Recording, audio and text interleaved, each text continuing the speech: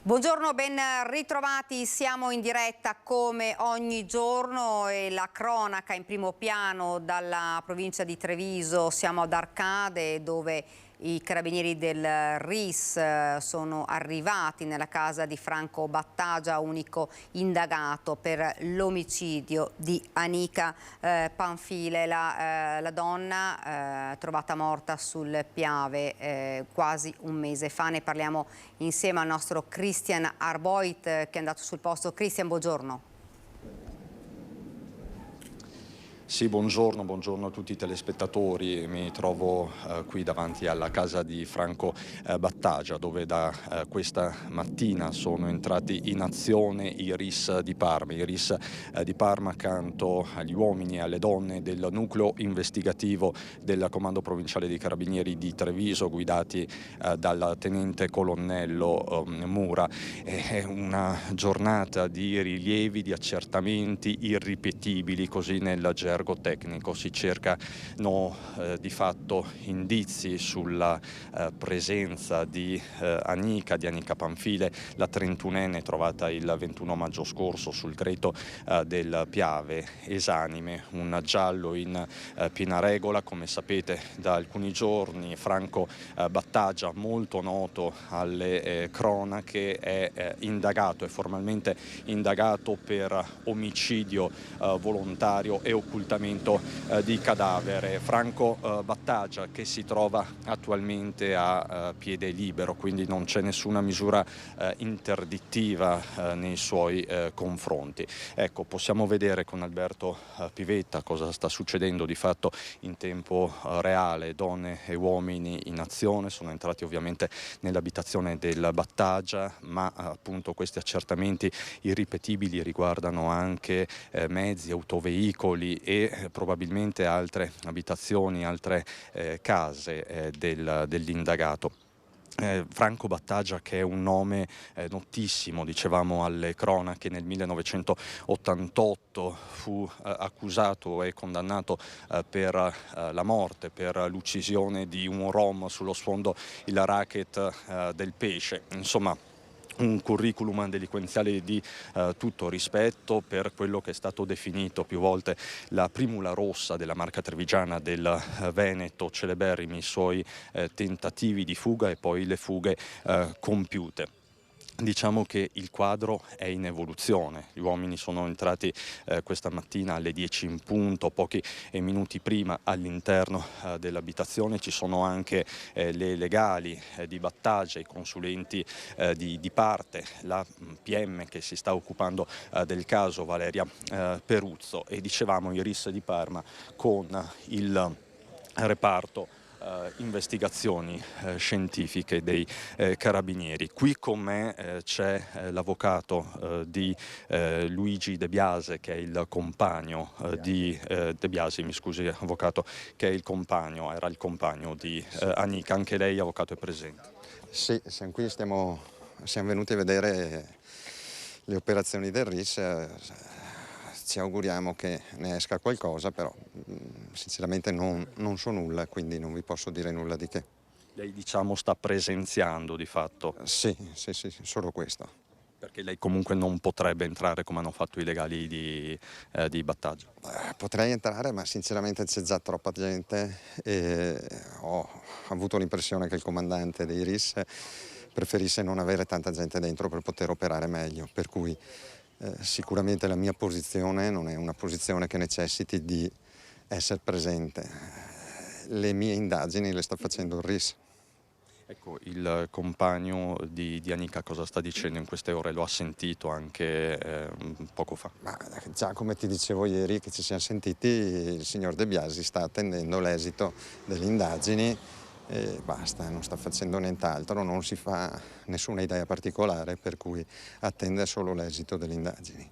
Grazie Avvocato, grazie davvero all'Avvocato Fabio Amadio. Poi appunto si sono aggiunti anche gli altri colleghi della stampa che ovviamente stanno assistendo a questo sopralluogo. Del resto parliamo di un giallo in piena regola, quello di Anica. Per il momento con Alberto Pivetta direi che è tutto, vi restituisco la linea. Grazie davvero a Christian Arboit.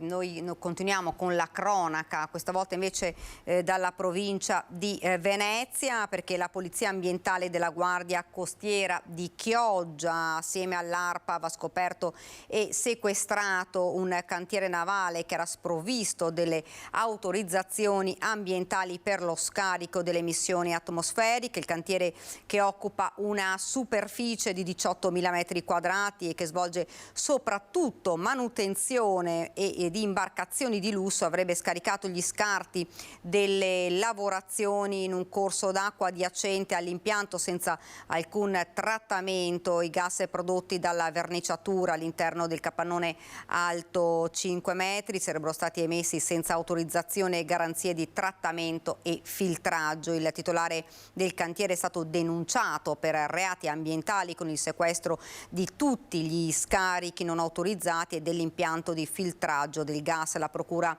della Repubblica di Rovigo ha chiesto e ottenuto la convalida del sequestro preventivo finché non verranno ottenute tutte le autorizzazioni di legge.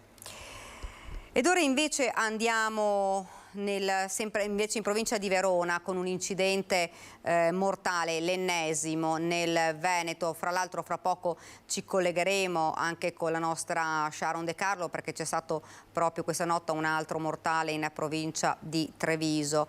Qui invece incidente mortale invece lungo la A4 in provincia di Verona, un operaio di Piove di Sacco, dunque del Padovano, è stato travolto mentre lavorava in un cantiere stradale. Stava lavorando all'interno di un cantiere stradale lungo la A4 quando è stato travolto e ucciso da una prima ricostruzione da una macchina spazzatrice. Non ce l'ha fatta Tiziano Pasquali, 60enne di Piove di Sacco, al lavoro tra Desenzano del Garda e Brescia all'interno di un cantiere di asfaltatura regolarmente segnalato nella corsia in direzione di Milano.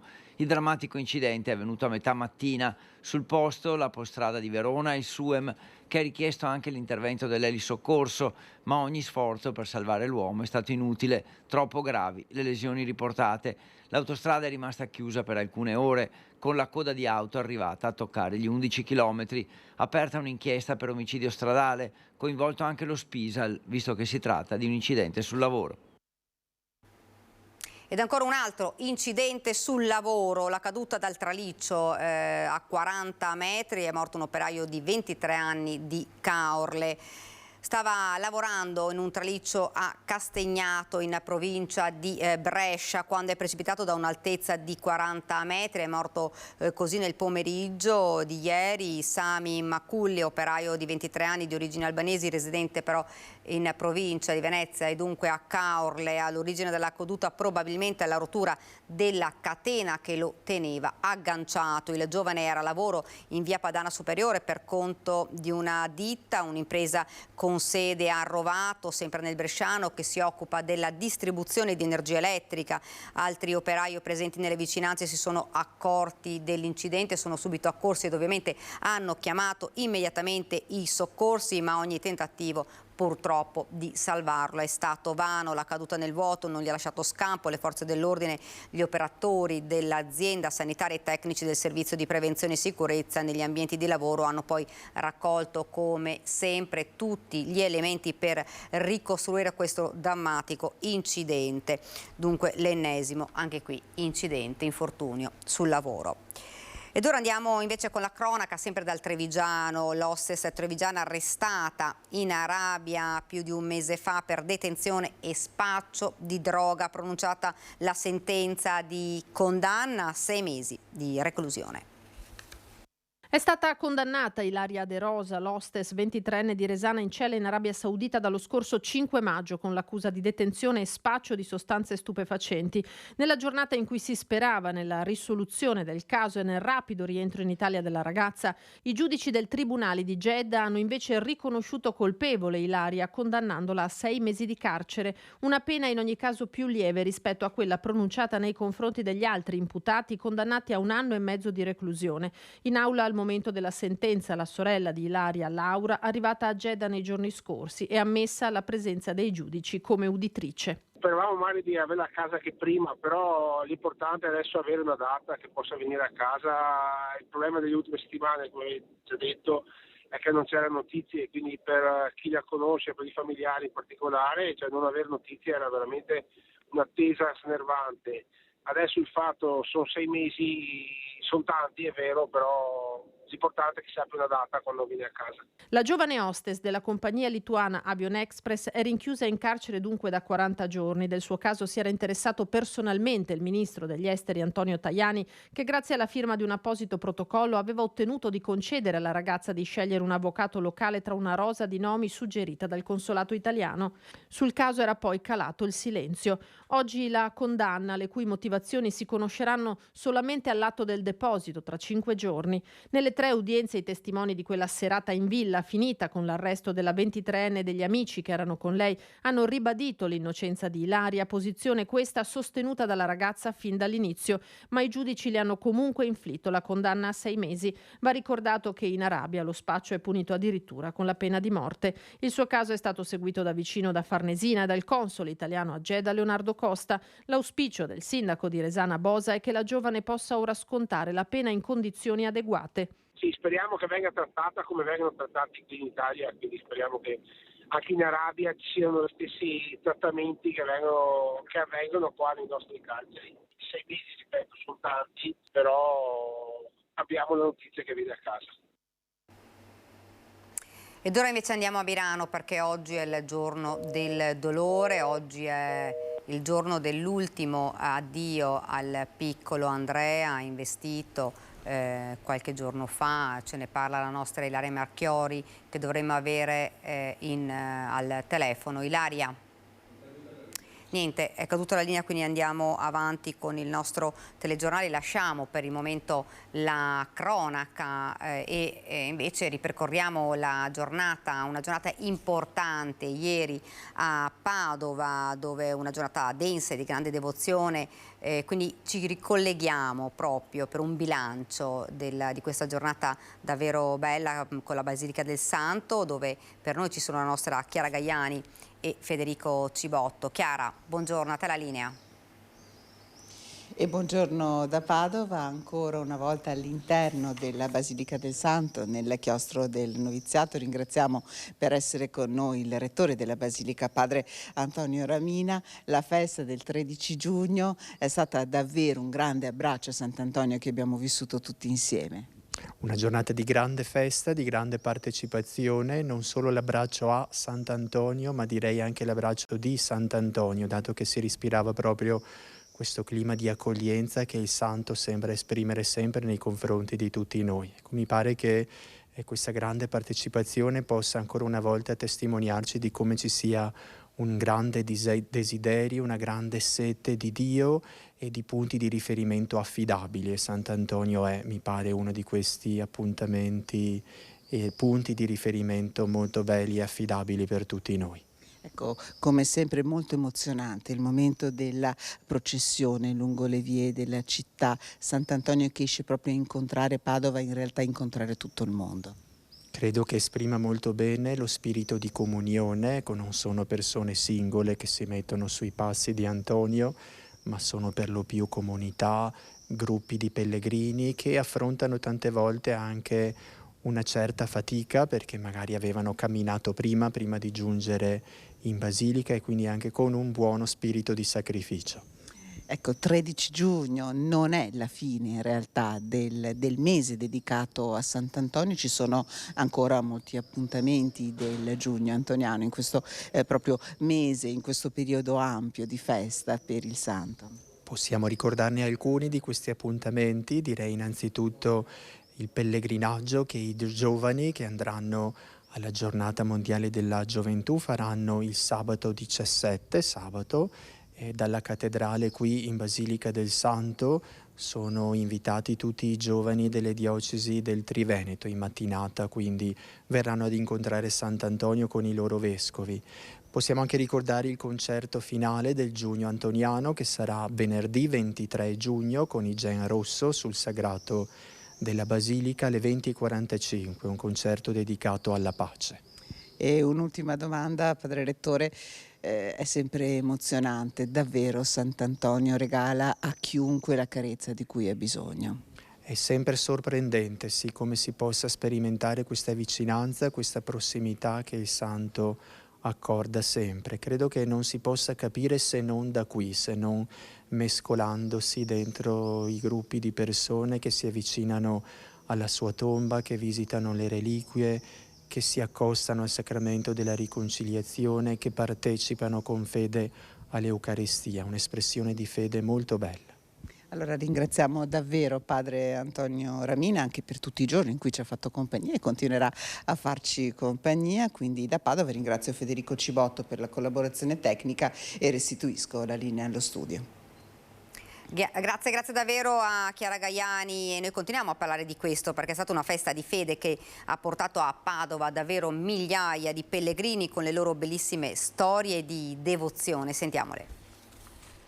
Era il santo a cui era devoto mio nonno e poi comunque noi siamo credenti, di conseguenza chi meglio di Sant'Antonio per proteggerci tutti quanti. Li abbiamo sempre, è un santo che è di famiglia. Mi aveva portato una volta mia nonna da bambino, ecco, oggi siccome sono in cassa integrazione ne ho approfittato per venire a visitare. La devozione antoniana non si è fermata per tutto il giorno. Dalle 5:30 del mattino alle 22:30 sono stati oltre 20.000 i pellegrini che sono arrivati in Basilica per Sant'Antonio per celebrarlo nel giorno della sua festa. Ognuno porta nel cuore un ricordo legato al santo. Perché è devota a Sant'Antonio? In primis perché mi chiamo Antonia. Buon onomastico. Grazie. E poi perché faccio la 13ina d'anni di Sant'Antonio, per cui oggi mio figlio mi ha regalato questa giornata. Da dove venite? Da Codogno. Da Codogno, un paese che è stato simbolo nel 2020. Esatto, con tanti morti, tanti, compresa la mia mamma. E quindi adesso voi siete venuti qui a Sant'Antonio? Io vengo qua a Sant'Antonio da circa 10 anni, quando l'ho promesso alla mia mamma. Lei era devota dal 1954, quando si è sposata. Grazie, quindi ha mantenuto questa tradizione in ricordo della sua Ogni promessa si mantiene. Sant'Antonio è uno di famiglia. È uno proprio di famiglia, specialmente che ho il mio fratello sacerdote, che è qui. Perciò veniamo spesso per pregare. Perché è un santo che fa un sacco di grazie, sono 800 anni che lui non c'è, eppure è qui e fa ancora le grazie. Pellegrini vengono da tutto il mondo, sempre di più. Lei è la prima volta che viene qui per Sant'Antonio? No, vengo, sì. Lì mi sono sposata. I pellegrini sono arrivati da tutto il mondo. Da dove viene, signora? Io brasiliana, in Brasile. Brasiliana, lei è devota di Sant'Antonio? Tantissimo, credo a lui come credo a Dio. Ogni anno noi veniamo, molto interessante, anche le preghiere nostre, noi ricordiamo sempre il Sant'Antonio, anche le nostre consorelle, le nostre preghiere mandiamo al nostro paese. Io sono della Bolivia, è venuto qui al santuario a visitare a Sant'Antonio de Padova per fortalecere la nostra fede. Storie di fede, di un legame con il santo che dura nel tempo e che il più delle volte nasce quando si è bambini. La piccola Noemi, 8 mesi, che vedete la sua mamma vestito da Sant'Antonio. Sì. Siete molto devoti? Sì, siamo molto devoti in realtà perché ho scoperto di essere incinta dopo che sono venuta a fare la visita al santo. E dunque l'avete visto, davvero migliaia di pellegrini che sono arrivati, giunti a Padova da tutto il mondo. Ora noi ripercorriamo questa giornata, quella di ieri, che è stata una giornata davvero di grande emozione nel nostro racconto, nella nostra diretta. Buongiorno a padre Antonio Aramina, apertura ufficiale del portone, quindi si comincia. È esattamente un giorno di grande festa, possiamo finalmente aprire le porte della Basilica. Dall'alba al tramonto, in compagnia di Sant'Antonio, nel giorno della sua festa, migliaia di devoti presenti in Basilica fin dall'apertura delle 5:30, in attesa della prima celebrazione delle 6, solo l'inizio della lunga ed emozionante giornata seguita in diretta da Rete Veneta, emittente del network Media Nord-Est. Questo gesto che vedete fare da una fila davvero interminabile di persone è un gesto di affidamento. Nel gesto del pellegrino, la mano posata sulla tomba del santo, le intenzioni, le preghiere, i grazie dei fedeli, un legame custodito dai frati della Basilica che hanno consegnato a Sant'Antonio le richieste arrivate da ogni parte del mondo di chi non poteva essere a Padova. Questa mano la poniamo qui a nome di tutti i pellegrini del Santo. Ricordo e affido a ciascuno di voi le vostre case, le vostre famiglie. In Basilica si sono susseguite le celebrazioni presiedute dal rettore padre Antonio Ramina, dal vescovo di Padova Monsignor Claudio Cipolla, dal delegato pontificio Monsignor Fabio Dalcin. E Sant'Antonio è stato un uomo di pace, si è calato nel contesto del suo tempo che non era facile e ci indica proprio che la via della pace è la via della concretezza della vita quotidiana e deve partire dai nostri cuori. I ritmi scanditi dai momenti di preghiera e di affidamento a Sant'Antonio, nel pomeriggio ospiti di Ferdinando Avarino, i frati del Santo hanno raccontato la difficoltà che stanno vivendo i confratelli del convento San Francesco di Faenza, colpito dall'alluvione di maggio. Ma la prima immagine è, con Nicoletta, che vi vogliamo mostrare è questa, la carriola e il fango, vedete? Questo è il fango di Faenza, questo è il fango della Romagna. Un racconto proseguito fino al momento intenso della solenne processione lungo le vie della città. Provinciale abbiamo visto anche il vescovo Cipolla. Al termine di una giornata ricca di emozioni, con i pellegrini che ancora affollavano la chiesa, le porte della Basilica si sono chiuse. E per intercessione di Sant'Antonio vi benedica Dio Onnipotente, Padre, Figlio e Spirito Santo. Amen. Buonanotte a tutti. E noi torniamo invece alla cronaca ora e possiamo collegarci con la nostra Ilaria Marchiori per l'ultimo addio al piccolo Andrea investito. Ce ne parla la nostra, insomma, una giornata davvero di dolore, ce ne parla la nostra Ilaria. Ilaria, buongiorno. Sì, buongiorno a te, buongiorno ai nostri telespettatori. È proprio come dici tu, Daniela, una giornata di grandissimo dolore.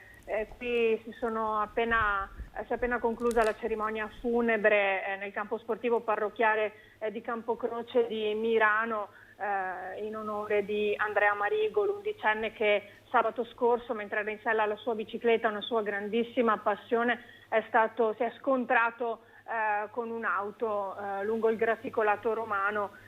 Purtroppo non c'è stato nulla da fare perché lo scontro è stato talmente forte che ha perso la vita proprio sul colpo, nonostante il 33enne che l'avesse investito aveva provato in tutti i modi aveva tentato in tutti i modi di salvarlo. La cerimonia di oggi ha visto stringersi nel dolore, in quest'ultimo saluto per Andrea, tantissime persone, centinaia, davvero tutta la comunità è venuta qui per dire addio ad Andrea. Tra l'altro questa scelta dei funerali all'interno del campo sportivo è stata proprio voluta perché il calcio era una delle grandi passioni di Andrea oltre la bicicletta e c'erano tantissimi compagni di giochi, compagni scuola, i nuovi compagni perché Andrea aveva appena i compagni delle elementari e così anche gli insegnanti, tante lacrime ma anche tantissime belle parole proprio per Andrea, che era descritto da tutti come un bambino socievole, un bambino che si adoperava per gli altri e un bambino sempre disponibile. C'erano anche, oltre al sindaco di Mirano Tiziano Baggio, gli altri sindaci, il sindaco di Martellago Andrea Saccarola, l'ex sindaco di Milano Maria Rosa Pavanello, che conosceva Andrea perché era il compagno di classe della figlia, quindi lo conosceva bene ed ha avuto delle parole bellissime anche lei nei suoi confronti. Alla fine sono stati fatti volare in cielo tantissimi palloncini, non solo palloncini bianchi ma anche molti palloncini colorati che sono stati lanciati dal gruppo degli animatori della parrocchia dove Andrea era molto inserito, insieme a tutti i bambini, a tutti i suoi compagni. È stata una cerimonia davvero toccante, dopodiché è partito un corteo a piedi fino al cimitero. Per l'occasione sono state esposte le bandiere a mezz'asta sugli edifici pubblici e scolastici e il sindaco aveva invitato tutti gli esercizi commerciali ad abbassare anche le serrande dei locali proprio in segno di lutto durante la celebrazione della funzione e poi ovviamente anche fino al passaggio del corteo funebre. Quello che rimane è tanto dolore purtroppo per una vita così giovane che è stata spezzata davvero troppo presto. Grazie davvero, grazie Ilaria, davvero sono storie che non vorremmo mai dovervi raccontare, purtroppo l'abbiamo visto, gli incidenti sono sempre tanti, troppi, perché anche l'abbiamo detto più volte, una sola persona morta è davvero un po' una sconfitta per tutti. Noi continuiamo e andiamo nel Trevigiano sempre per parlare di cronaca, una rapina in casa la notte scorsa a Villorba, i proprietari si sono trovati faccia a faccia con i malviventi ed è la quarta volta che entrano i ladri, ma la prima volta, dice, che me li trovo davanti, racconta così il proprietario, indagano i carabinieri. Non hanno detto niente, avete qualcosa, ho detto guarda non c'è niente. D'altronde non c'era niente e difatti non hanno trovato niente. Quindi 200-300 euro li portati via da dove? Dal portafoglio che io ho il portafoglio e tutti i soldi che adesso tengo in casa tengo nel portafoglio. Basta. Poche parole precise nel cuore della notte, fuori dalla camera dove Germano stava dormendo con la moglie. È lui a sentire dei rumori strani e alzarsi dal letto. Non è ancora l'una, le sequenze sono veloci, attimi però che per il 75enne non passano mai. Il faccia a faccia con i banditi sembra interminabile, fortunatamente non c'è nessuna colluttazione. In 3 dentro casa?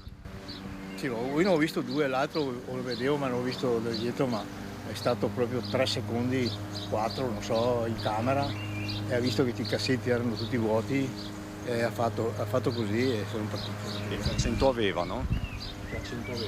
Penso dall'est, Erano travisati? No, dall'est perché hanno detto i carabinieri, non si sa, perché sono dall'est ma hanno tante province, allora dall'est sicuro. Ma... Sul posto tra via Marconi e la laterale via Galilei alle porte di Villorba arrivano i carabinieri, si scopre che i delinquenti sono entrati da una finestra che dà sul seminterrato, la stessa che Germano per tutto il giorno ha cercato di aggiustare. C'è un po' deluso, cosa vuole?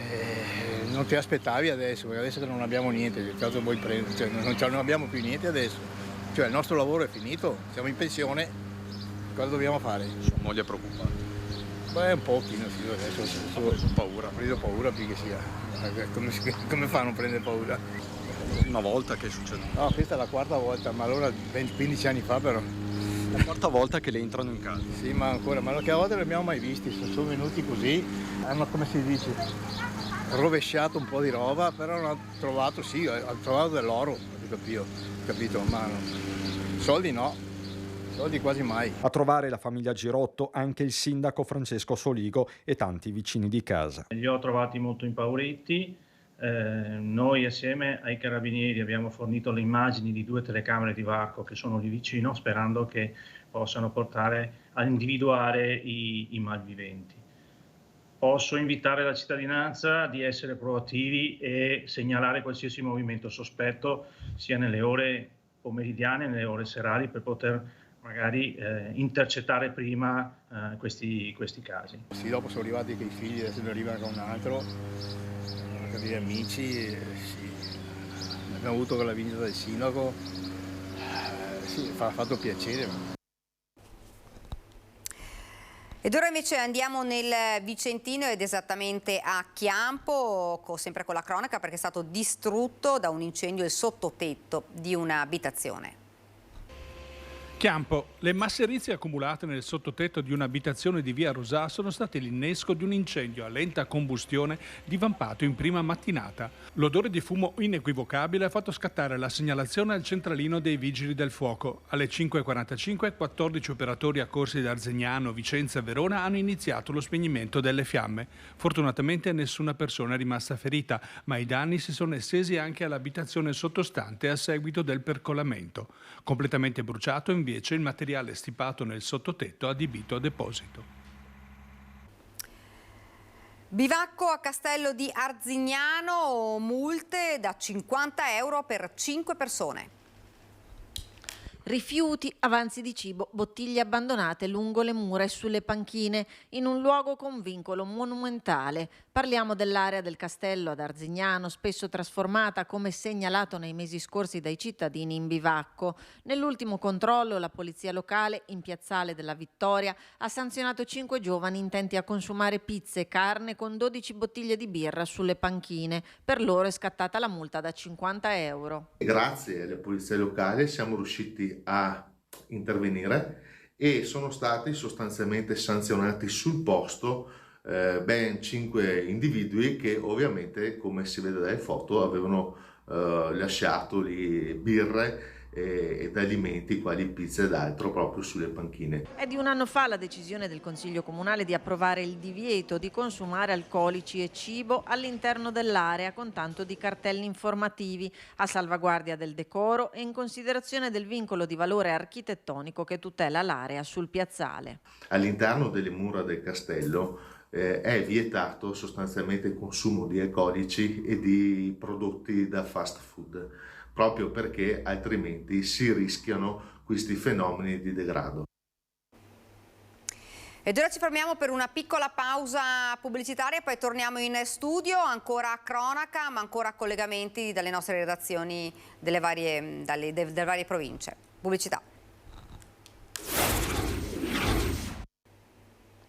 Rieccoci nuovamente in studio, continuiamo dunque, come vi avevo annunciato, con la cronaca dal Trevigiano, esattamente a Mareno, dove c'è stato l'ennesimo incidente mortale. Per noi sul posto la nostra Sharon De Carlo. Sharon, buongiorno.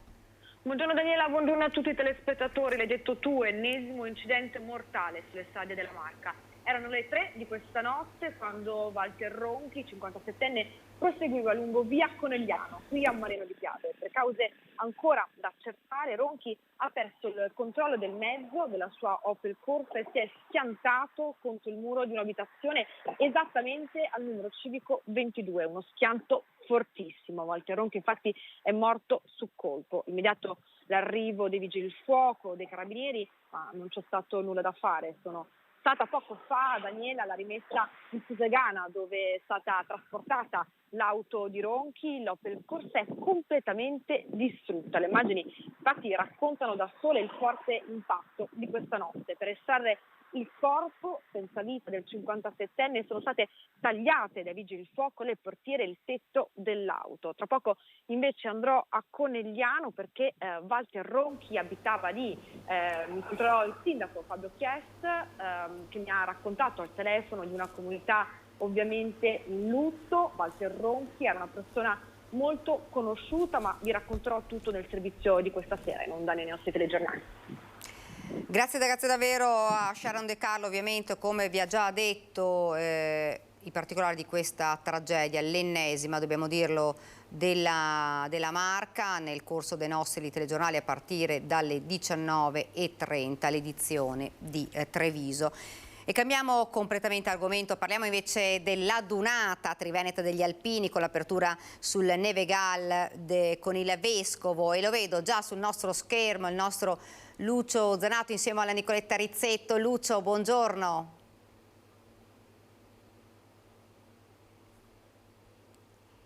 Non riusciamo a collegarci.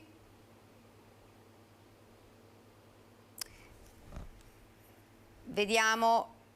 Lucio, riesci a sentirci? Eccoci qua, eccoci.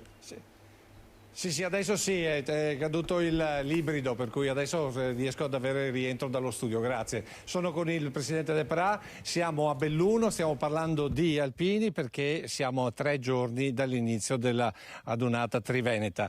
Adesso con il nostro regista Italo Morao magari facciamo vedere anche delle immagini, perché oggi c'è stato il sopralluogo al Nevegal. Perché siamo andati su Nevegal? Perché siete andati a fare l'ultima verifica sul Nevegal? Sì, perché il Nevegal per noi rappresenta l'inizio di questo raduno, ci teniamo in modo particolare per quelli che sono i ricordi che gli alpini hanno sul Nevegal e quindi vogliamo così ritornare a riproporre il Nevegal anche per un discorso turistico della città di Belluno. Ecco, quindi l'appuntamento per sabato mattina a partire da che ora? A partire dalle 9:30 noi saremo, l'ammassamento sarà naturalmente prima, ma dalle 9:30 saremo pronti con l'arrivo dei ciclisti della ciclopedalata del ricordo, la sua terza edizione. Questo sul piazzale su in alto al Nevegal, giusto? Su in alto il piazzale del Nevegal verso le torri e poi da lì inizieremo con l'alzabandiera. L'alzabandiera invece è subito sotto le torri, si dovrebbero vedere le immagini, c'è già il tricolore che poi ovviamente ammarinarete per poi rialzare e poi cosa succede? E poi da lì faremo la sfilata fino al santuario della Beata Vergine dove poi verrà celebrata la Santa Messa. Alle 10:30, giusto? Alle 10:30 la e sarà presieduto dal vescovo? Certo, c'è il vescovo e poi ci sarà il cappellano militare e il nostro assistente spirituale e quindi... Insomma, diciamo che si inizia ufficialmente come si deve iniziare e si inizia però dal Nevegal che voi volete promuovere perché gli alpini in quel caso, oltre ad aver fatto il rifugio, hanno anche cercato di incentivare il turismo a suo tempo, vero? Certo, oltre ad aver ricostruito il rifugio del Col Visentin e il Saccello, il terzo artiglieria da montagna, hanno poi costruito il rifugio Brigata Alpina Cadore, hanno costruito negli anni 60 la seggiovia che è stato il primo inizio diciamo di quello che è un turismo invernale e quindi ecco perché noi siamo molto legati anche turisticamente agli alpini che hanno dato questa promozione del Colle del Nevegal. Ecco, questo per dire che la Adunata Triveneta e soprattutto gli alpini di Belluno guardano anche alla popolazione, guardano anche all'economia, cercando di incentivare questo luogo particolarmente bello, lo vedete nelle immagini, che ha proprio il Nevegal che ha anche bisogno di un rilancio. Certo, secondo noi la città di Belluno è ancora poco conosciuta per tutti i loro aspetti, i suoi aspetti veramente turistici, delle bellezze che ci sono, del panorama che c'è e quindi era un'occasione per far così conoscere a tante persone quello che è la valenza del territorio bellunese. Ecco, torniamo invece indietro, invece venerdì sera, prima ovviamente dell'inizio ufficiale, ci sono 2 momenti altrettanto importanti in centro a Belluno. Certo, è la cosa che ci dà molta soddisfazione è quella di allestire la cittadella della protezione civile. Sarà una dimostrazione di tutte quelle che sono le attività all'interno della protezione civile, ma soprattutto ci sarà uno spazio particolare riservato ai ragazzi dei campi scuola e quindi questo comporterà che saranno presenti in maniera numerosa per far sì che questo diventi una promozione per i nostri giovani. Avete notato che il telefono ha suonato perché in questi giorni il telefono del presidente del DEPRA qui è assolutamente bollente perché ci sono 1000 cose da seguire, per cui lo terremo ancora un secondo giusto per ricordare che c'è anche una cosa al teatro qui a Belluno. Certamente, il venerdì sera ci sarà una rappresentazione teatrale su quello che è chiamiamolo spettacolo che noi altri abbiamo messo assieme con un ricordo dei 100 anni di storia dei nostri alpini in congedo, diciamo così, e soprattutto quello che è il ricordo del Vaillant, per cui la manifestazione è stata improntata anche proprio nel ricordo dei 60 anni anniversario della tragedia del Vaillant. I posti sono limitati, per informazioni naturalmente a venire qui in sezione oppure telefonare alla sezione alpini. Ricordo una cosa Daniela, che tutta la cerimonia di apertura, quindi l'alzabandiera, l'arrivo dei ciclisti e poi la Santa Messa, noi la seguiremo in diretta dalle 9:30 praticamente, la seguiremo in diretta come seguiremo poi tutte le altre fasi, compreso il sabato sera, ma questo ve lo raccontiamo in un'altra puntata, e poi naturalmente lo sfilamento di domenica. Se non ci sono domande io ti restituisco la linea allo studio e ringrazio il Presidente. Grazie davvero a Lucio Zanato, grazie, ovviamente non perdetevi questo appuntamento in diretta con Antenna 3 e noi invece andiamo a Bassano perché lo vedo già pronto il nostro schermo, Alex Giuliano, parliamo insomma ne abbiamo parlato tanto di siccità, poi insomma di giorni davvero piovosi, pioggia che sta salvando l'agricoltura. Alex, a te. Un buongiorno allo studio e come sempre un buongiorno ai nostri telespettatori. Siamo a Bassano del Grappa per parlare di pioggia, per parlare di siccità, per parlare di bacini idrici e non solo, perché in nostra compagnia c'è il presidente del consorzio di bonifica del Brenta, Enzo Sonza. Buongiorno Presidente. Buongiorno a tutti. Diciamo subito una cosa, veniamo da due estati particolarmente difficili, soprattutto la scorsa. Anche in questo inizio di stagione, tarda primavera, si temeva un problema siccità. La pioggia di questi ultimi giorni ha aiutato. Sì, sicuramente la pioggia ha aiutato e sta aiutando perché fino a fine aprile eravamo messi molto peggio rispetto all'anno scorso. E in questo momento le portate del Brenta sono ottimali, sono all'incirca 75 metri cubi al secondo e i vasi in montagna mancano poco perché il bacino del Collo è sotto di 1,30 m, per cui non c'è in questo momento criticità particolari. Siamo pronti a iniziare la stagione irrigua, stiamo facendo manutenzione normale ai canali. Quello che è ancora sotto la minima sono le risorgive che non sono ancora risalite e si attestano all'incirca a 1600 litri al secondo contro i 2500-3000 della normalità.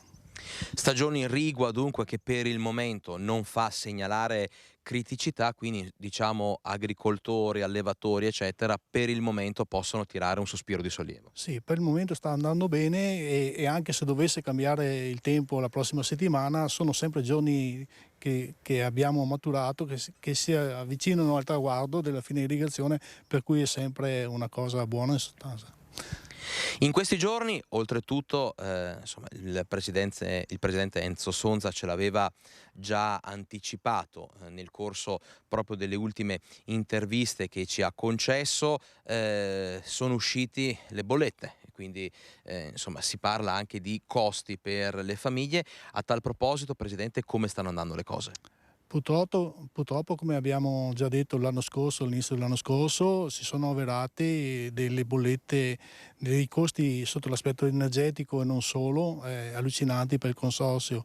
Il fabbisogno a bilancio è stato a fine anno di 3.300.000 euro. Siamo riusciti a recuperare 1,2 milioni utilizzando gli avanzi di gestione e dei risparmi, però siamo stati costretti a emettere bollettini suppletivi per 2.100.000 euro, a gran danno soprattutto agli utenti che hanno usato l'irrigazione. Gran parte di queste bollette sono andate a carico delle utenze agricole e irrigue e questo ci rammarica perché avevamo chiesto più volte di essere aiutati in questo senso, non emettere bollettini così pesanti su una stagione di criticità per quanto riguarda la siccità.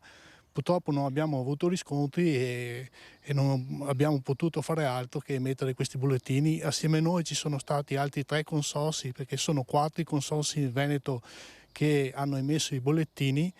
Noi abbiamo aspettato fino all'ultimo per recuperare tutto il possibile, però più di così non è stato possibile fare.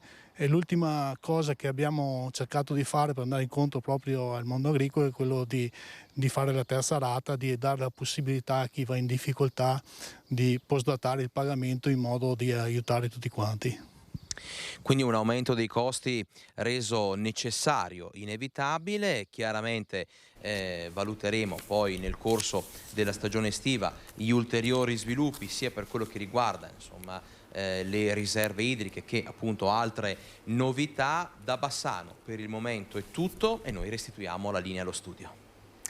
Grazie davvero ad Alex Giuliano. Noi ovviamente continuiamo a parlare proprio di questo argomento, lo facciamo, lo vedo già collegato con noi, con l'assessore regionale di San Paolo Bottaccina, assessore alla protezione civile. Assessore, buongiorno. Buongiorno a tutti gli ascoltatori. Insomma, siamo abituati a parlare di siccità e poi ad un tratto invece siamo abituati anche a questo, ai cambiamenti climatici, quindi temporali che si sono scatenati soprattutto nelle ore serali e notturne. Com'è la situazione attualmente, Assessore? Diciamo che ancora nei prossimi giorni ci saranno condizioni di variabilità con alcuni piovaschi soprattutto nelle ore serali, anche se insomma in attenuazione, quindi con il fine settimana la situazione dovrebbe andare verso un ulteriore miglioramento e poi dopo io spero che la prossima settimana ci sia bel tempo, anche se è difficile fare previsioni al di là di un orizzonte temporale di 3-4 giorni al massimo, quindi non riesco a spingermi oltre. No, dica pure. No, diciamo che abbiamo terminato un mese di maggio in cui abbiamo avuto parecchie precipitazioni, visto e considerato che nel mese di maggio le precipitazioni piovose sono state del 52% superiori rispetto alla media storica, quindi abbiamo in parte, e sottolineo in parte, recuperato il gap che avevamo rispetto agli ultimi mesi, insomma a partire da ottobre.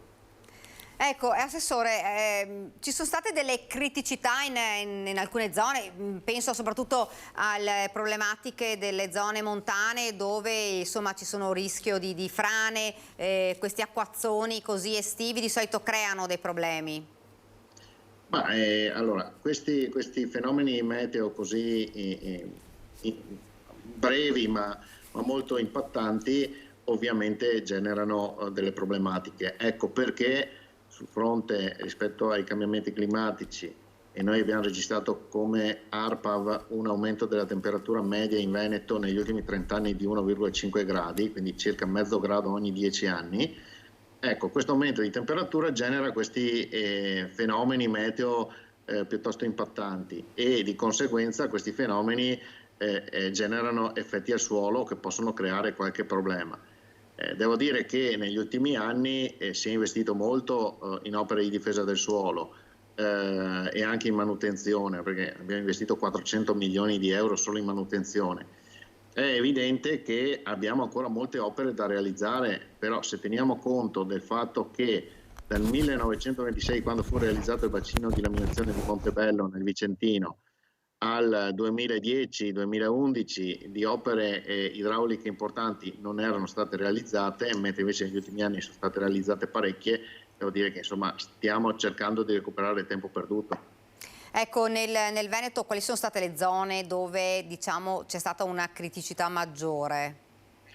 Ma guardi, abbiamo avuto un problema a Vallada Gordina, se parliamo di area montana, ma abbiamo avuto anche dei fenomeni localizzati anche nei giorni scorsi, insomma negli ultimi 15-20 giorni, nel Polesine, nel Trevigiano, insomma un po' sparsi, però sono fenomeni molto limitati rispetto. Ho visto qualcuno che diceva ma succede quello che sta succedendo, che è appena successo in Emilia Romagna. No. Io sono stato in Emilia Romagna, è una cosa ben diversa, insomma, ecco. Ecco, lo vogliamo ricordare che insomma c'è stato un esercito, quello della Protezione Civile, che è andato a aiutare queste popolazioni. Vogliamo ricordarlo, Assessore?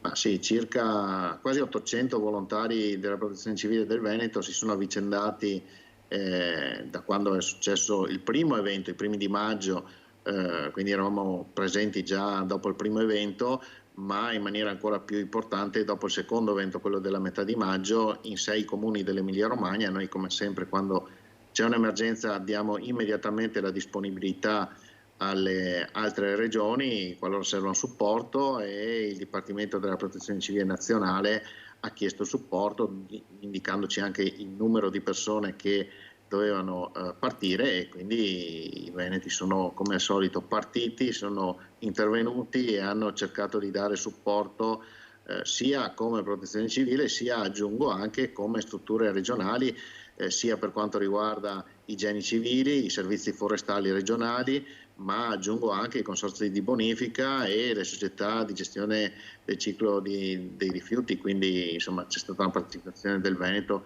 assolutamente importante. Ecco, Assessore, siamo abituati ormai a parlare di cambiamenti climatici, se ne parla a livello mondiale, e siamo abituati a questi cambiamenti repentini, dal caldo soffocante ad un tratto, ad un temporale, a bombe d'acqua. Sarà questo un problema che dovrà essere sicuramente, come abbiamo visto, insomma, se ne dovrà parlare e studiare soprattutto per il futuro.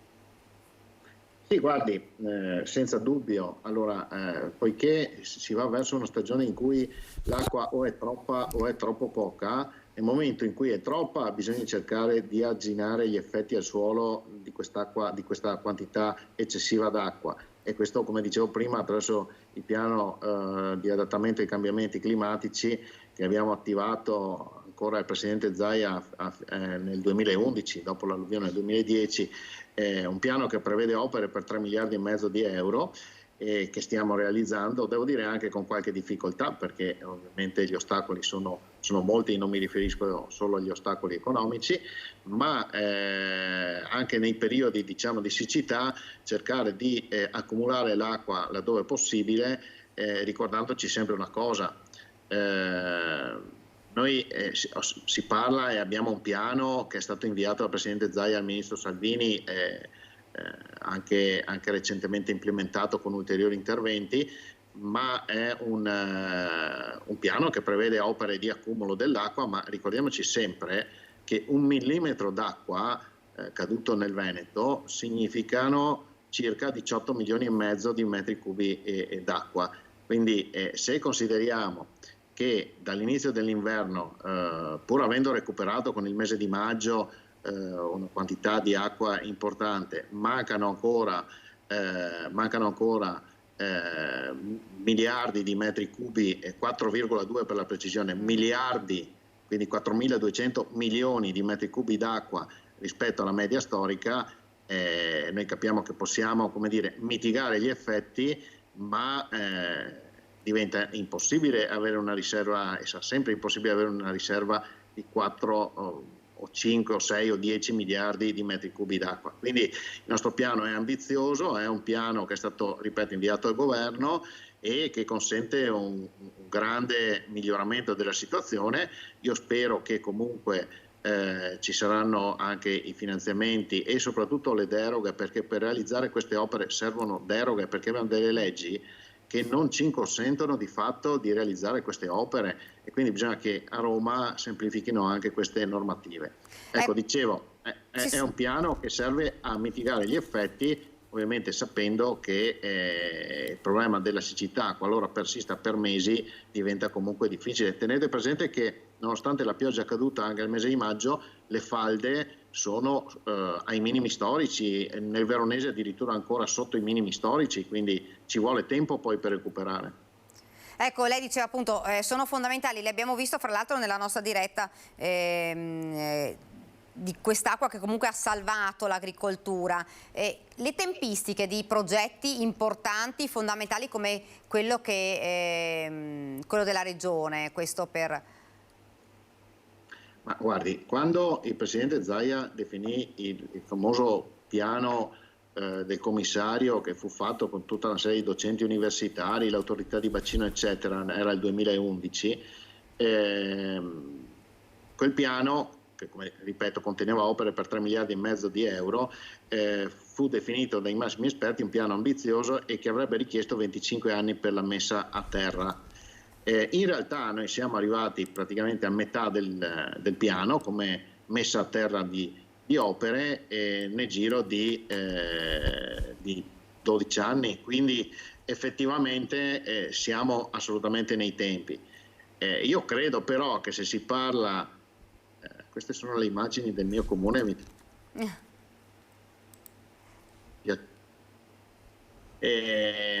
no, dicevo, se si vogliono realizzare in tempi più brevi di fronte a una situazione emergenziale come è quella che stiamo vivendo, io credo che sia necessaria una semplificazione normativa. Assessore, io intanto la ringrazio davvero. Grazie a voi. Grazie, buon lavoro Assessore. Grazie a voi, buona giornata. Noi andiamo avanti perché poi avremo qua il sindaco e Stefano Pelloni e il sindaco Marco Della Pietra parleremo anche dell'ultimo saluto oggi, ve lo ricordo, a Silvio Berlusconi alle 15 al Duomo di Milano, funerali di Stato. Su questa c'è stata anche polemica, il statista che è morto 2 giorni fa all'età di 86 anni, giornata di lutto nazionale e stop per una settimana ai lavori del Parlamento, bandiere italiane e dell'Unione Europea a mezz'asta. Questo insomma ne parleremo proprio fra poco, però io lo vedo già il nostro Stefano Pelloni del Partito Democratico che già si è collegato con noi. Intanto buongiorno.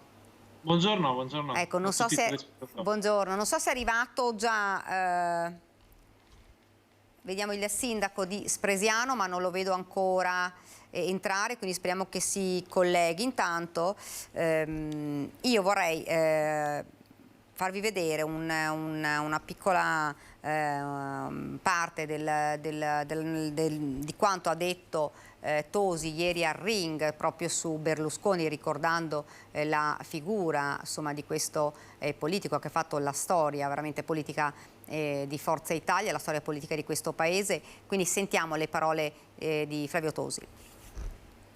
L'ultima volta che ci siamo visti e anche sentiti non molte settimane fa, da lui ovviamente a Villa San Martino, si parlava del coordinamento regionale, che poi appunto, come sapete, sono diventato coordinatore regionale, e mi ha rimproverato per la barba, purtroppo la faccio non spesso. Che idee aveva per il Veneto Silvio Berlusconi, guardando magari anche alle regionali del 2025? Ne avevate parlato? Avevate parlato di autonomia? Di che cosa? Allora, di autonomia parlammo, anche perché essendo un liberale Berlusconi, perché penso sia l'incarnazione dell'uomo liberale, ovviamente è autonomista e federalista, perché fanno parte dello stesso tipo di pensiero.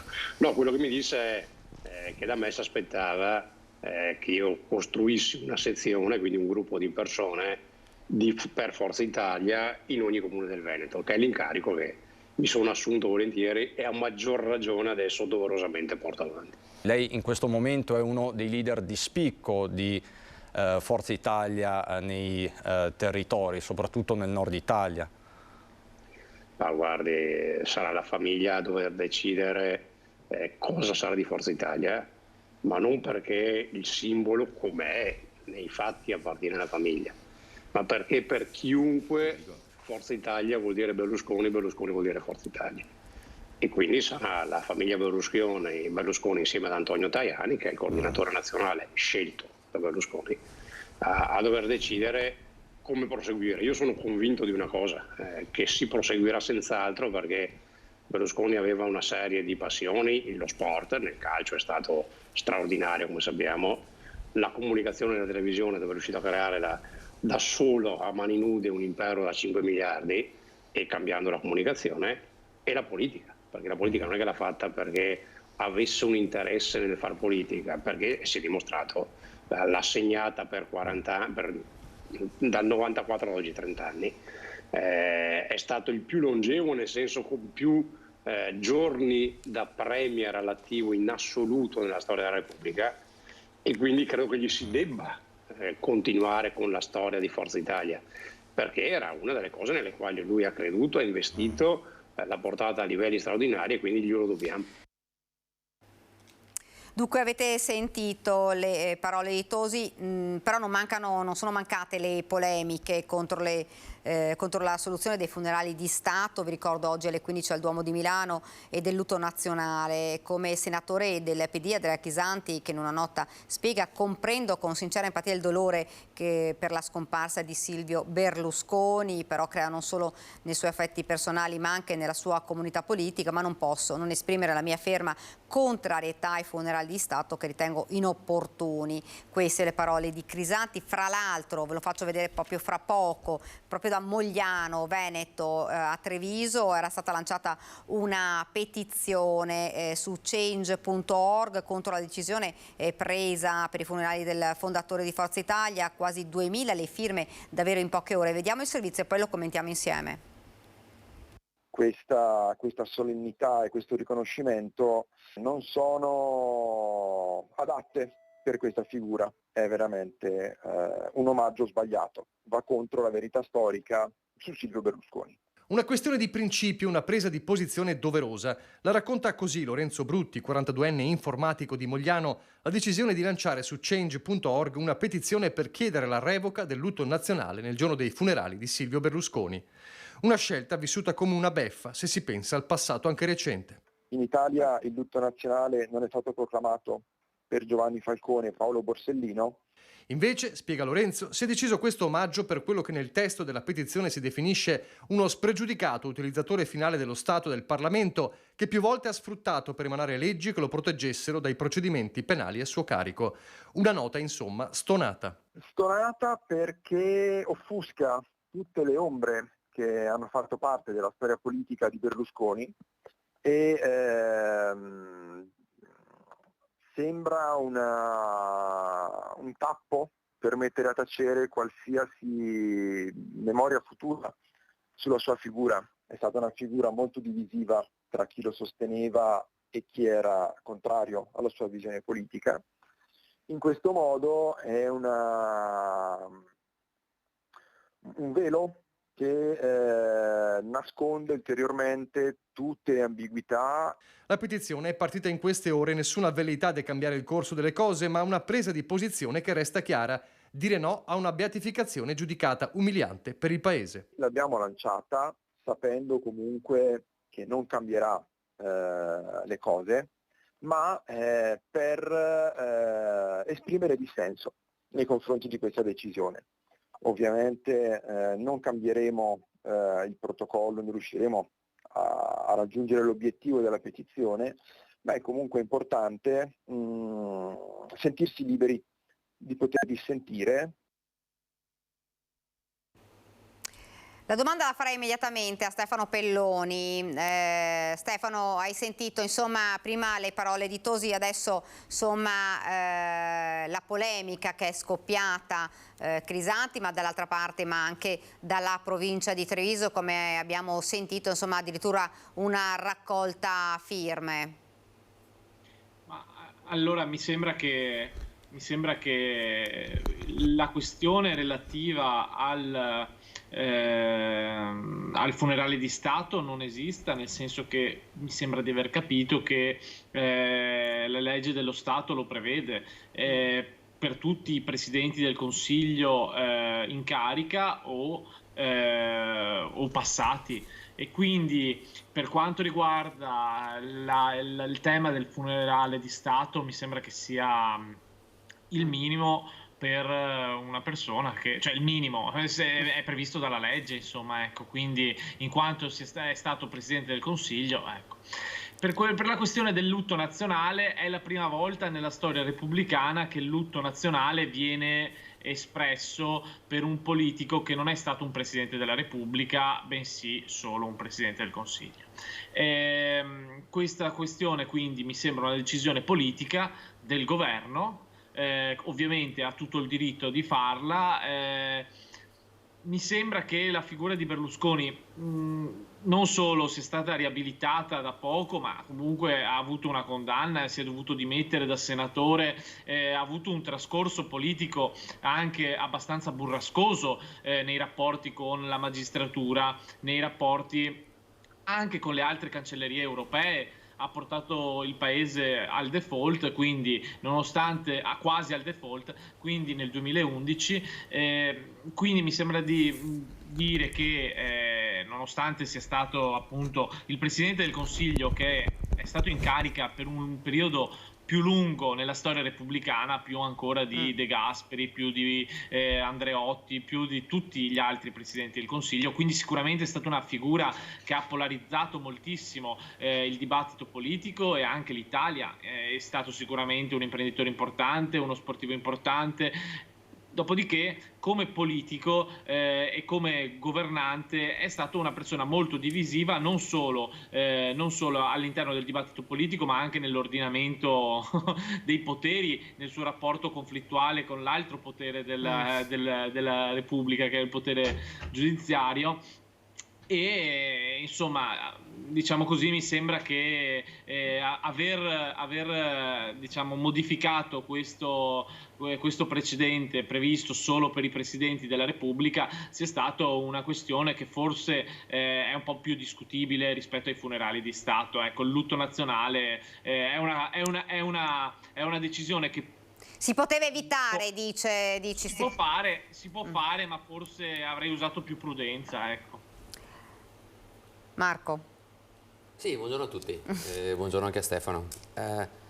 Allora mi pare che l'analisi fatta sia corretta dal punto di vista del tecnicismo, quindi il funerale di Stato è dovuto, certo, e quindi lì già sgomberiamo il campo da una parte delle polemiche. Il discorso del lutto nazionale è un po' discrezionale, come avviene anche per i lutti cittadini nei comuni, quindi anche lì francamente vedo la polemica un po' troppo accesa, ma ci sta. L'ha detto prima giustamente, Berlusconi è stato un uomo assolutamente divisivo, e quindi la via di mezzo col Cavaliere non c'era, però non mi pare una cosa così scandalosa.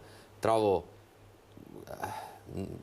non dico simpatico, ma così, che Crisanti parli di scelta inopportuna quando magari l'uomo più inopportuno d'Italia può essere proprio lui.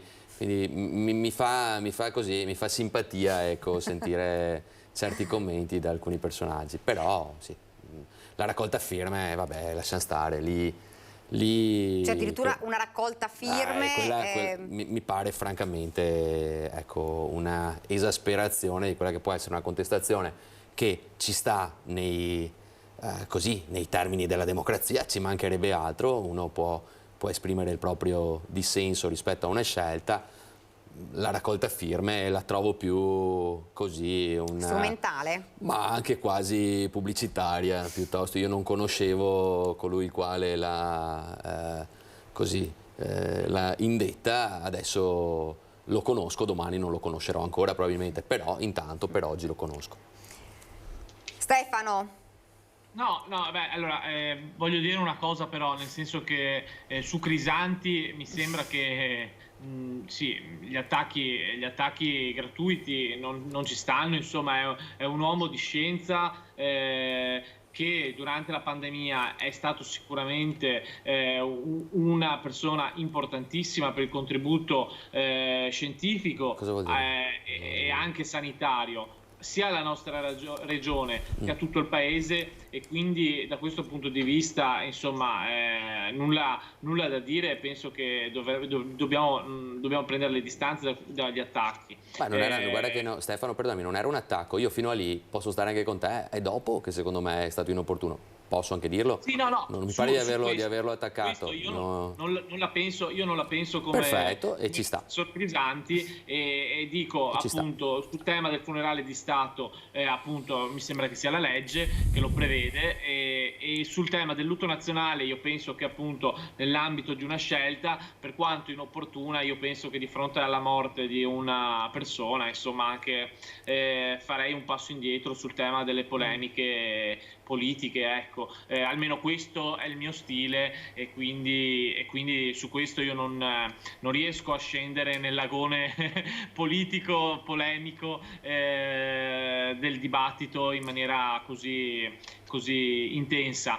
Su tante altre cose sì. Sul tema del lutto nazionale ovviamente non mi troverò mai nella posizione di dover decidere in materia, però qualora dovessi scegliere io, probabilmente avrei fatto una scelta diversa.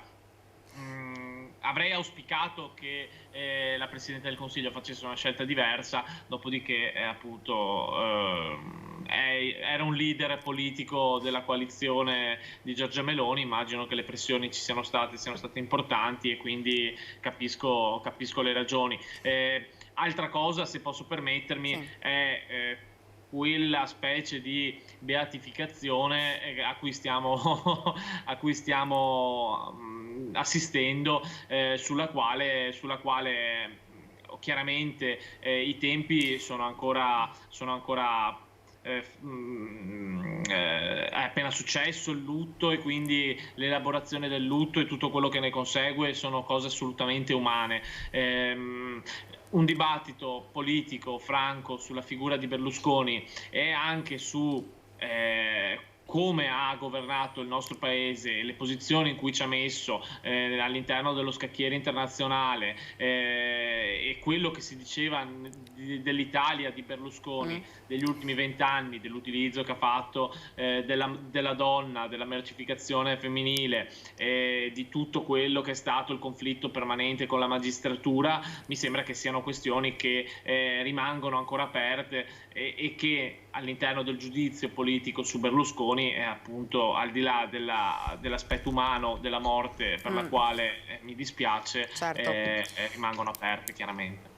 Marco Della Pietra, ma vuole rispondere oppure volevo anche fare una domanda? No, però sembra che sia io che voglia sempre fare polemica, invece proprio non ho interesse a farla, però è simpatico che quando si era al governo dei migliori invece Berlusconi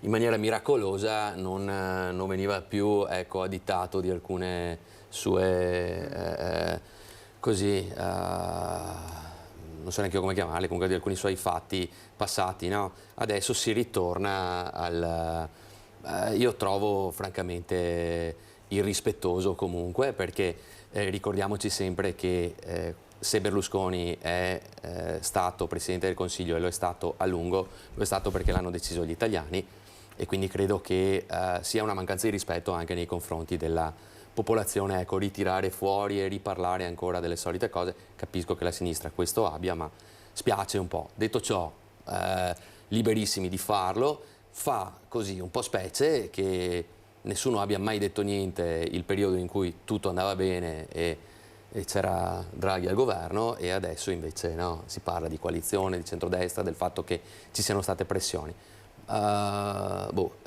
Si dice che non si vuole fare polemica, si fa di tutto per farla. Io proprio non ritengo così scandaloso. Ecco. Allora, per chiudere poi questa... Poi anche, scusami, anche di beatificazione mi pare che ne stia parlando più la sinistra di beatificazione, che non è, credo, naturale e normale che gli alleati e soprattutto chi ha lavorato a stretto contatto con Berlusconi negli anni di governo e non solo, parli del proprio leader. Io vedo che in tutti i settori, perché se allora vogliamo contestare anche le pagine che magari Mediaset ha comperato nei giornali, o il fatto che i tifosi milanisti abbiano esaltato le vittorie del Milan, allora va bene così e facciamo casino, ecco, non serve. Ecco, la morte di Silvio Berlusconi può cambiare, modificare qualcosa? Qualcuno dice insomma Forza Italia perde comunque ovviamente il leader principe di questo gruppo, in qualche maniera può avere una ripercussione secondo te? Allora, verissimo che si perde il leader, verissimo è che non è stata una morte così improvvisa come magari vogliamo credere, no? Vogliamo tutti credere che sia stato in realtà i segnali, ecco, di alcuni problemi di salute del Presidente Berlusconi ci sono già da qualche tempo, e non parlo dell'ultimo ricovero di qualche mese fa, per cui io credo che la successione politica sia già stata pianificata da tempo, anche perché conoscendolo non direttamente, ma conoscendo il suo modus operandi, credo che appunto una pianificazione ci sia stata in tempi non sospetti. È chiaro che magari potrebbero esserci, ecco, dei cambiamenti, ma sono cambiamenti dei quali anche il cittadino comune ha sempre parlato. Quante volte si è sentito dire quando che non che sarà più Berlusconi, allora Forza Italia non che sarà più... No, dai, è un discorso anche magari da Certo. bar, da piazza, però in realtà io sono convinto che Forza Italia continuerà con degli altri equilibri, ed eventualmente dovesse anche essere che ci sarà un mutamento, ecco, di quello che sarà il nome o comunque la compagine, sicuramente rimarrà ben fissa nel centrodestra, e per cui magari ci saranno, ecco, dei passaggi, ma all'interno dello schieramento del centrodestra. Stefano Pelloni. Sì, mi sembra inevitabile che ci saranno dei movimenti all'interno del centrodestra, perché Berlusconi era una figura talmente ingombrante, nel senso anche positivo, se vogliamo, nel senso che ha sempre dominato la scena politica in maniera personale, fisicamente, nel vero senso della parola, e quindi è chiaro che ha diciamo così, ucciso tutti i leader, tutti i suoi delfini che potevano fargli le scarpe all'interno del suo stesso partito, o che potevano essere i suoi successori, perché era lui, Forza Italia è Silvio Berlusconi. È evidente che Forza Italia non riuscirà ad esistere nel lungo termine senza Berlusconi, questo è assolutamente sicuro. Rimane da capire le modalità che ci saranno. È chiaro che mi sembra di aver letto un po' di analisi in questi giorni assolutamente verosimili sul fatto che fino alle europee si andrà avanti in uno schema con Forza Italia e Fratelli d'Italia e la Lega fino alle europee. Dopo le europee si riaprirà tutto il dibattito, penso, e quindi lo spostamento di Forza Italia dentro la Lega, dentro Fratelli d'Italia, dentro con Renzi, Italia Viva, cioè mi sembra che lo scenario sia completamente in divenire e attualmente imprevedibile, però l'unica cosa che possiamo prevedere è che nel lungo termine Fratelli d'Italia non riuscirà a sopravvivere all'assenza. Forza Italia. No, Fratelli d'Italia magari sopravvive, dai Stefano. No, Forza Italia. Forza Italia. Sì. No, Fratelli d'Italia ha un leader altrettanto forte. Però insomma non così tanto legato alla figura personale di Berlusconi, è chiaro questo. Era un partito personale, anche solo dal punto di vista del sostentamento economico. Insomma, mi sembra che il partito abbia 100 milioni di euro di debiti nei confronti della famiglia Berlusconi, insomma, quindi anche solo questo ci fa capire quanto fosse legata la sua figura al partito stesso, insomma, quindi scusami Stefano, la sintesi è che Forza Italia secondo te insomma sarà destinata, diciamo, a scomparire o comunque ad entrare in partiti di centrodestra come Fratelli d'Italia o... In realtà sì, ha detto ecco. anche Italia Viva prima, Stefano. No, ma è chiaro che era una battuta. No, ma non è una battuta. No, era una battuta la mia, nel senso che ha detto di centrodestra, Italia Viva proprio di centrodestra, anche se magari chi è di sinistra dice che è di centrodestra, chi è di destra dice che è di centrosinistra, per cui era questo, scusami, era un... Sì, no, ma è chiaro, anch'io l'ho detto, sì.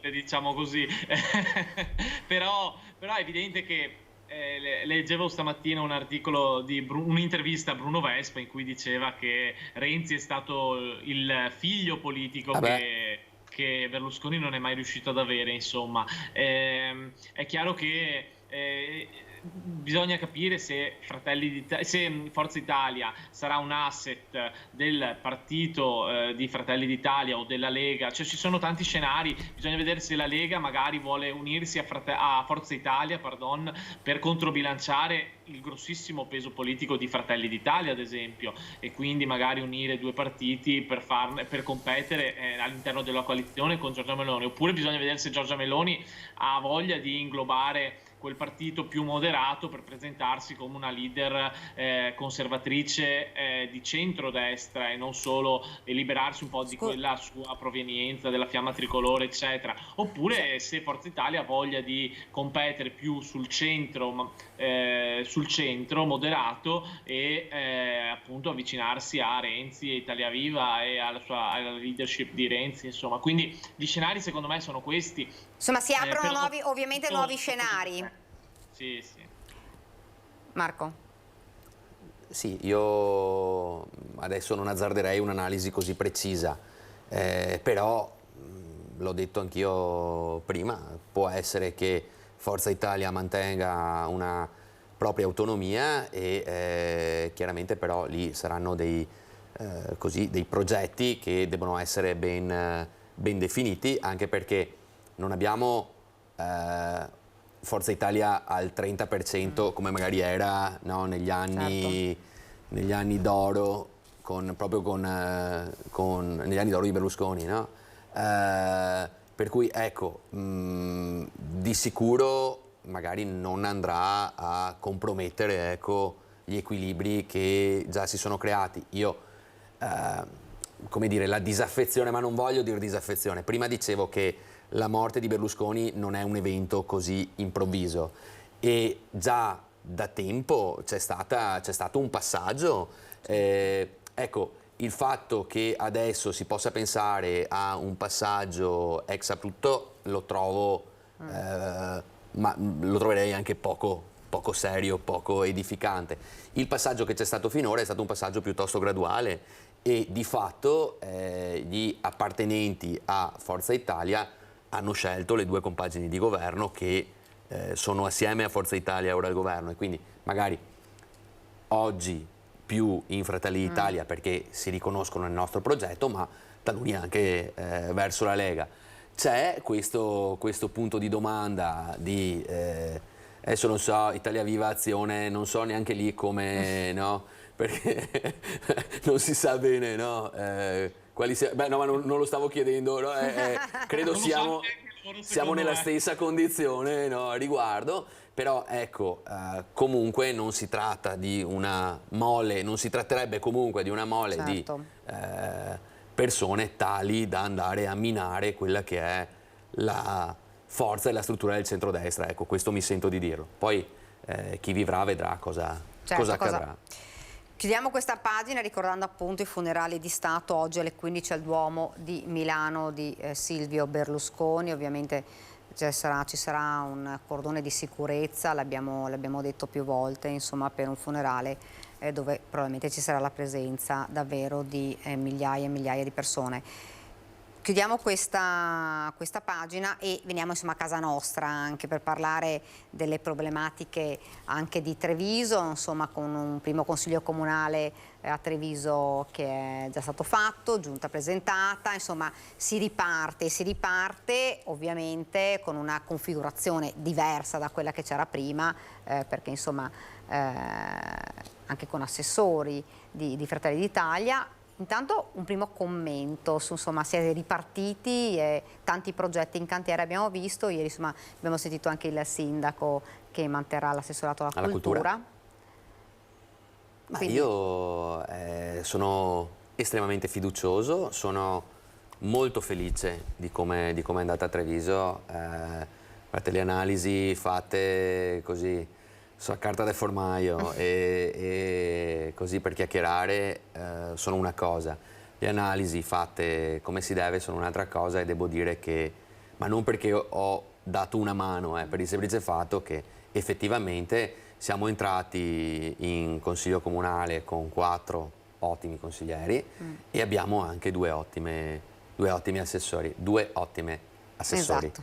E quindi ecco, dal punto di vista del partito sono assolutamente soddisfatto e anzi ringrazio tutti quelli che si sono messi in gioco. Non ho mai avuto modo di dirlo ancora in TV perché avevo bisogno anch'io di un po' di pausa, però ecco, è stato fatto un lavoro egregio.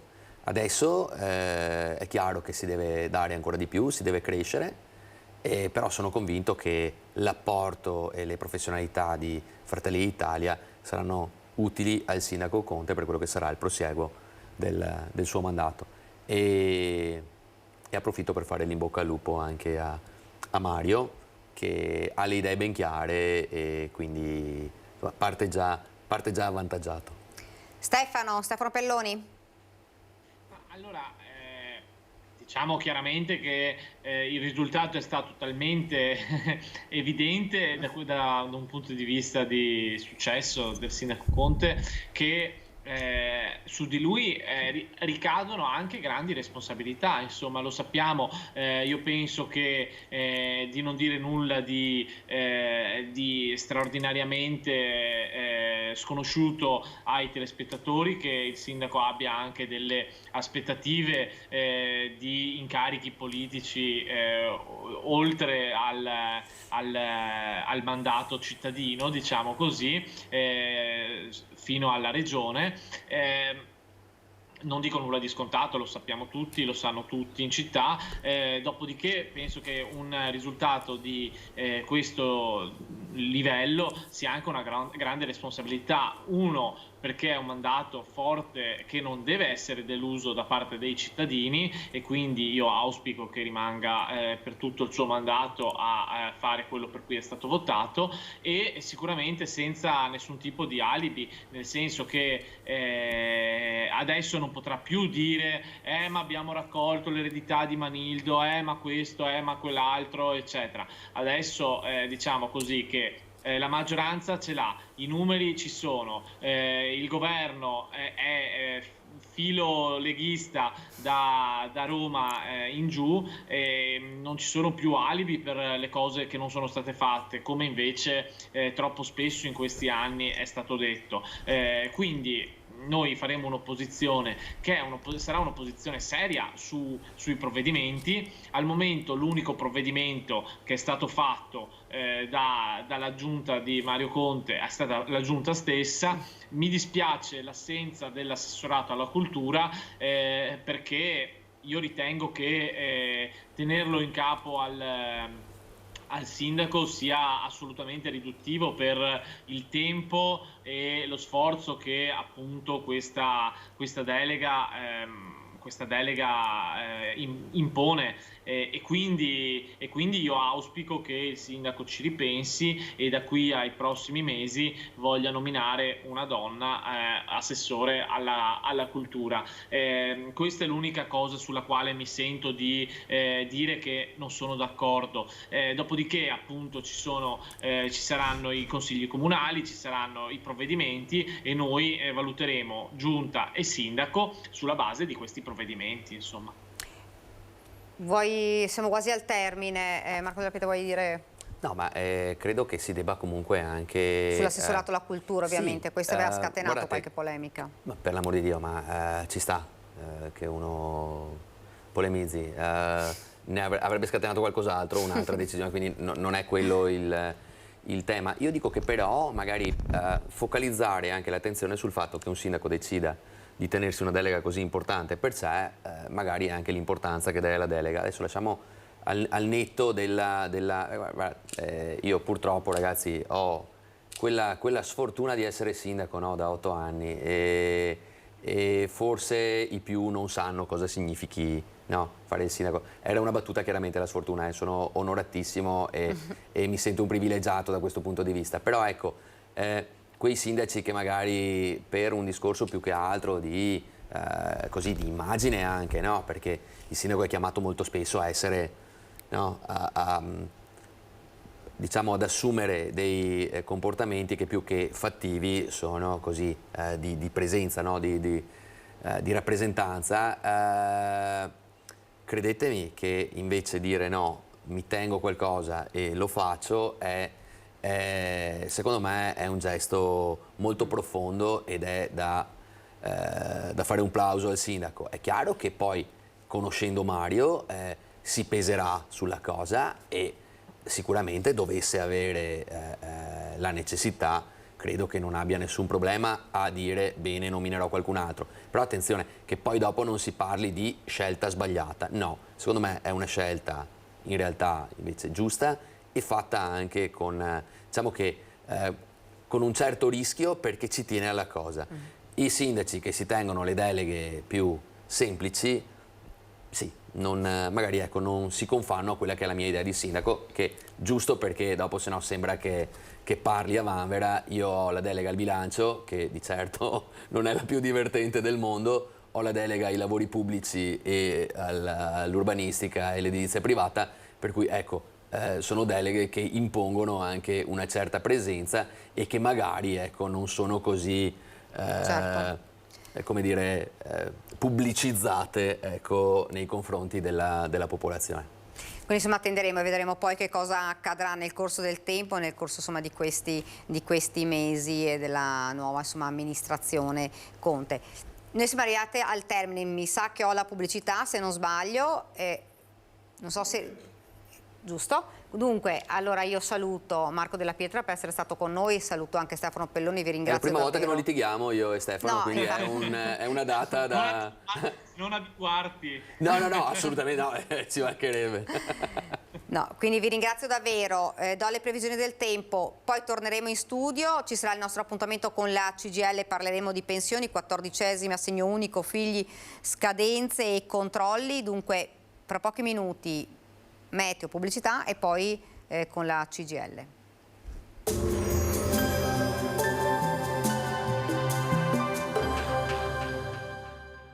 Portaci gli oggetti, i mobili, i vestiti che non usi più. Da noi, guadagni. Ex novo mercatino dell'usato. Aperto 7 giorni su 7, via Vicenza 23, Vedelago. Benvenuti al meteo. La pressione si mantiene piuttosto bassa sul nostro territorio. Attendiamoci ancora una locale instabilità. Vediamo insieme il dettaglio di mercoledì 14 giugno. Sul Veneto avremo un'alternanza di nuvole e rasserenamenti, precipitazioni di pomeriggio sui monti, si tratterà poi di rovesci che potrebbero giungere fino alle zone pedemontane e pianeggianti limitrofe.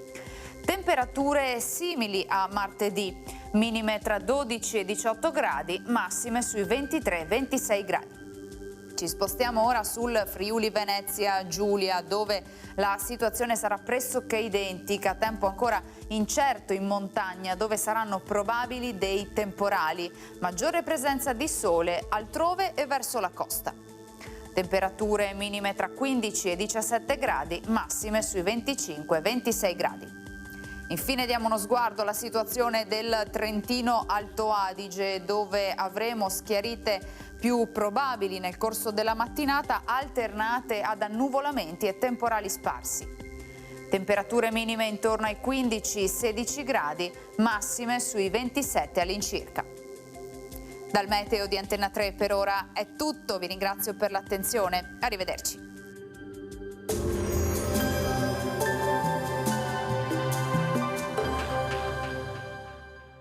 Portaci gli oggetti, i mobili, i vestiti che non usi più. Da noi, guadagni. Ex novo mercatino dell'usato. Aperto 7 giorni su 7, via Vicenza 23, Vedelago.